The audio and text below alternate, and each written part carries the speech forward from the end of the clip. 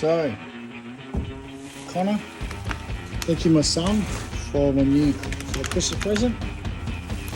Michelin Supercross 6 new tyres for that girl there. Awesome, thank you very much. And I had to buy myself a new radiator. Yes.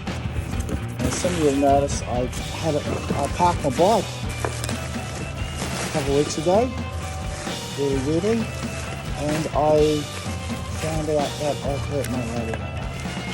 So I had to get myself a new right-hand radiator because over here,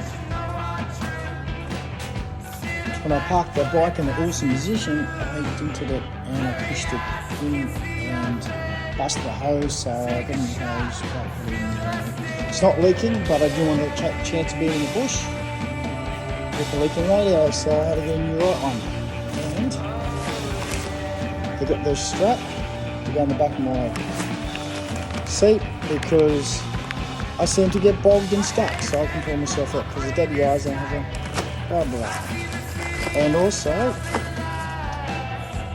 new brake and clutch lever, a flex one, so when I drop the bike, as I do, I don't break or bend my clutch levers, clutch and pedal, and because I go through so much lantana, I got myself some radiator guards, because on the WR,